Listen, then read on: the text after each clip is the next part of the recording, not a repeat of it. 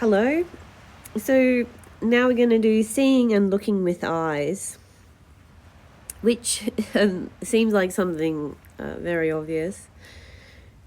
But yeah, like, it's actually, usual sight is sort of slightly unrelated to this presentation. Seeing and looking with eyes is that there's gauges in the eyes. So a set of gauges for distance.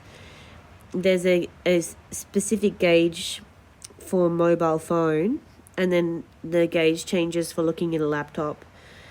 And then there's also a gauge for decision-making thinking, as well as a gauge for deep thinking. So when I think about a gauge, I think about they're not screwdrivers. That's a very bad drawing.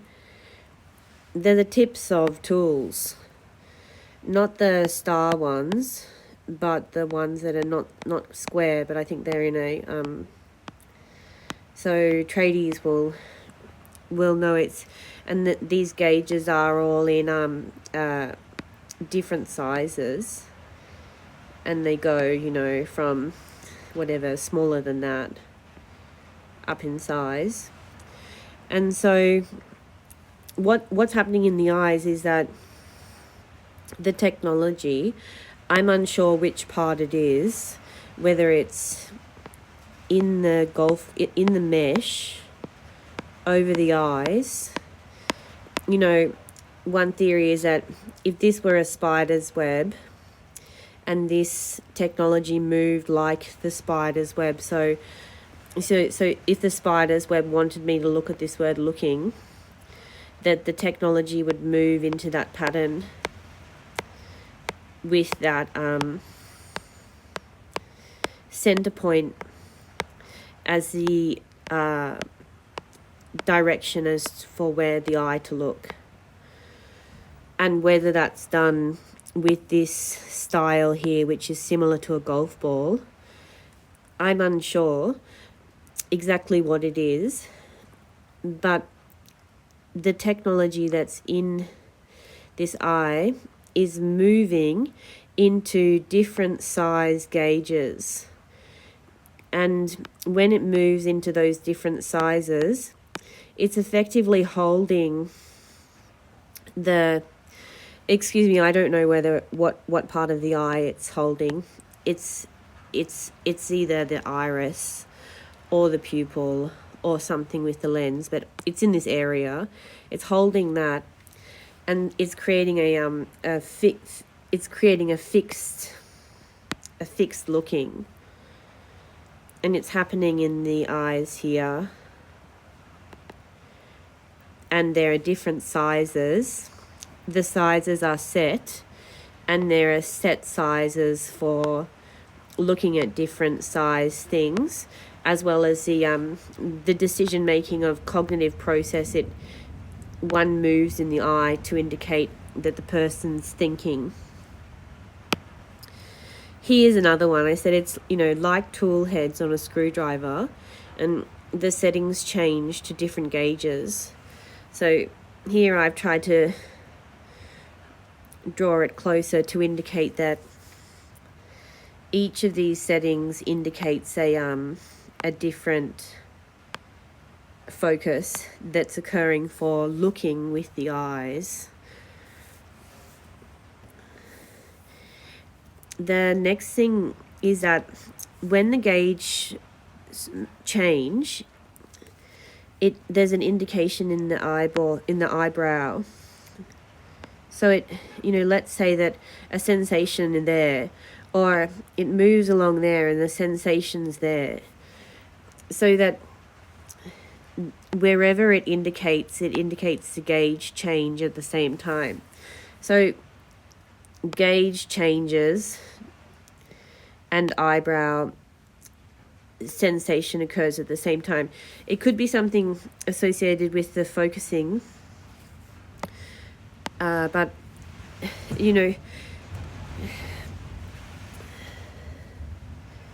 I try to zoom out. It's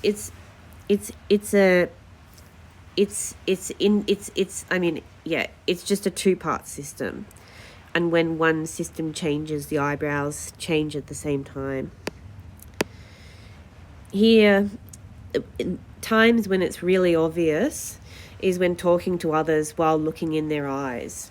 So for some reason it's very difficult for the software to program talking while looking in their eyes. For some reason the computer can't seem to actually look into people's eyes very easily. It sort of looks at their eyes or looks around their eyes. Here I've already written it, talking and thinking while looking in others' eyes. Gauge changes when trying to, I made a spelling mistake, trying to look into eyes rather than at their eyes. So the gauge changes between looking into eyes rather than at eyes. And it cannot look into both eyes at the same time naturally. So there seems to be some sort of issue with the programming of both eyes to look directly into eyes, so as to say that we look straight into a person's soul, whereas the technology is impacting the ability to look straight into both of the person's soul, both eyes into their soul, possibly because it's impacted. I won't comment on that now. I might have done it in another area. It's more complex, but yeah. So here you can see if you gauge in on this area of the bush down here, and then you move your eyes out to then look at the whole picture, the gauge will change between those settings. Another time that it seems to change is between different textures, or when it notices something wrong, such as the bush. It will also change from long distance to short distance, and when walking. Yeah, and the next one is that this is a funny photograph because I took it on the iPad and it actually shows these lines, but the gauge has problems looking into the sky. Like, how people used to say, oh, sky's the limit? Well, the software can't actually look into an endless sky. It looks into a surface panel. And so you can it's really obvious when looking at the sky that it's in the eyes. Here's another one, is that eyes pop out and then pop back in. So I'll keep my eye out for what suits my programming, which is that it's usually here. I just try here. It's in this.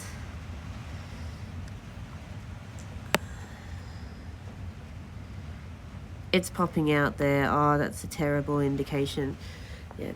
So, but from my perspective, from the perspective of us looking, it's popping out here. And then once it, this is a spot that was like the web or like the golf ball.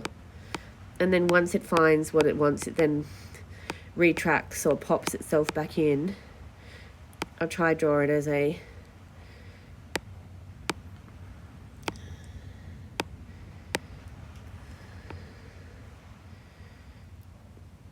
And then it's back into the eye area. I'll just draw that one more time.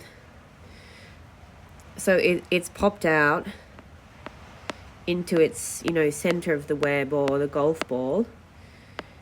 And then it pops back in. It's like, oh, that's I've got to get better at the drawing. Sorry about that. So here I've just said the pop out is always in the same area. The pop out does not occur anywhere else in the eyeballs. So it's only occurring in this one indicated area here. And it does not go in those areas as indicated. So it's always here. It's the same. Like it feels like I've described it as a lens. It's like having a lens here. Excuse that eye could actually be the wrong side. It's like having a nano thin lens of, fiberglass or literally just a lens. Here, the next one is that for a period of time, it could have been, a couple of months, in the eyes here was a constant swirling. So I'm unsure whether it was actually that is it the dots?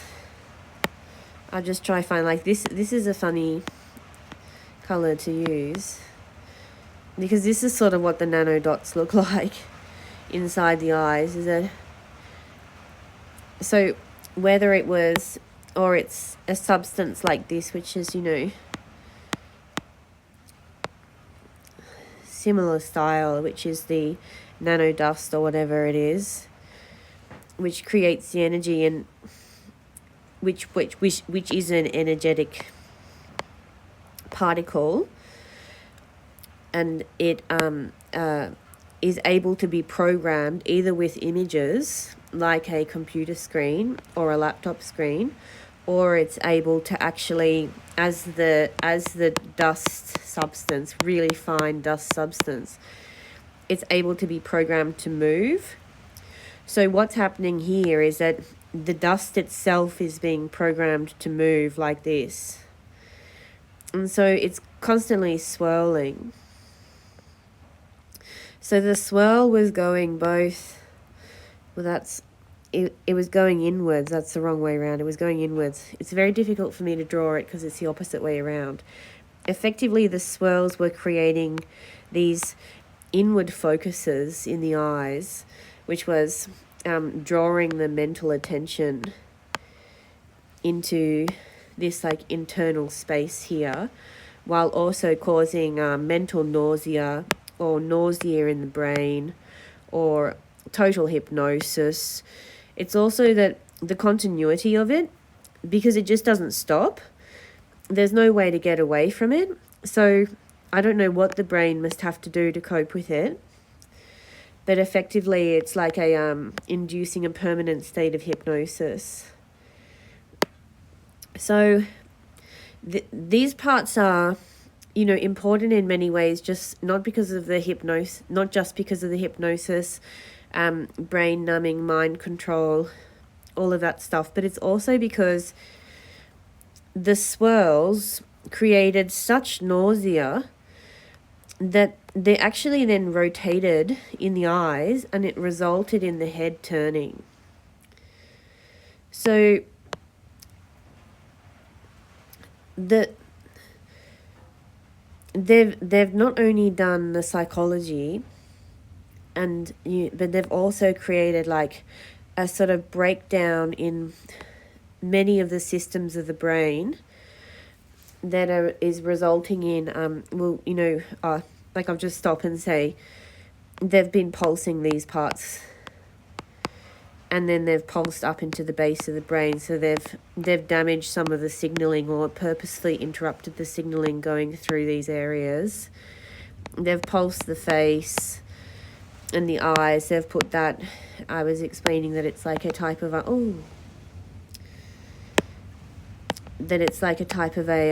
dust which wipes out the awareness.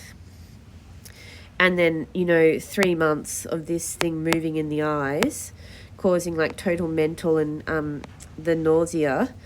And then it's done something to the brain so that when it moves in the eyeballs, it's so sickening that it results in the head turning.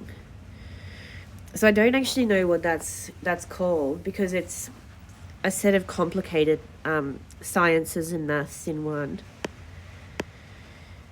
2 triangles. Below looks up to above pushed down, above pushed below, down, head going down. So this is where that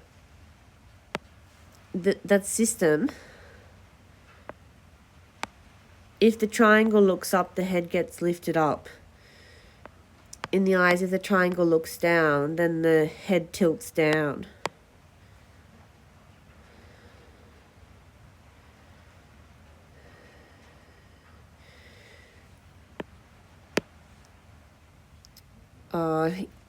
I think that, here I was trying to show that the swirl can actually be happening.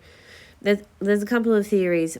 Well, the swirl's happening in here with the eyes closed, and it's being received by the brain. So it's just constantly swirling like an image of the swirl and going back into the brain. And this side of the brain for me was programmed first, so I'm unsure what it's like for other, but it causes mental nausea and mental sickness, which I think is also the chemistry in the brain adjusting to the eyeballs being programmed, the physical torture, the intentional stirring of the brain tissue while it's also being pulsed. So the other possibility is that this back of the eyeball is lined with technology, and images like a computer screen or a phone screen are being directly programmed into the thin line of tech into the back of the eyes, which is then being received by the brain as if the person's looking at it. The other one is that it's also being programmed into the eyelids, that it's also being programmed into the actual, as a lens, that it's being programmed into these black mirror spots which are on the sides of each eyes. Yeah, or also one down here, or the back of the eyes. So and the other one was that it's the actual dust powder inside the eyeball which is producing a kind of holographic images. Yep, or like a 3D images. So here's another example of the swirls. It's just that the looping swirls are happening while walking as well. And then this is one which is slightly different, which is that's I call it the mushroom pizza over the eyeballs, which is like the particles. The particles are also, in this random mix over the eyes. So when going to look at a computer screen, it says, it's like looking at a mushroom pizza, in which the pieces of mushroom are all over the screen. And sometimes there's that sign that says accept the cookies, and it's sort of like, it's a similar thing as a mushroom pizza, which is that these pieces of what are they, floaters that are in our eyes are intelligently adjusting to looking at the screen. So when looking at something for the first time, there are masses in the eyeballs that look like pieces of mushroom on a pizza that are scattered all over the vision. Websites that have accept the cookies, the pieces of mushrooms are all over the eyes and the mushroom pizzas disappear and the eyes see the whole screen. It's same with the idea of a choc chip cookies. Or, it's like, it's the other way is to describe it is that the eyeball has all this stuff over it. This is probably not the right colour to use. Or the eyeball has all this stuff over the edge of it, and then when the eye turns, when the eye turns to look at the screen, the software removes the black particles, and then it goes back to clear vision. That's a terrible way to draw it. Yeah, sorry. It's that that the pieces of technology that are like, tiny strands of hair or something, they could be floaters, or they're those things that are mildly vibrating at the at the edges of the eyeball are adjusting when looking at a screen. So that's the end.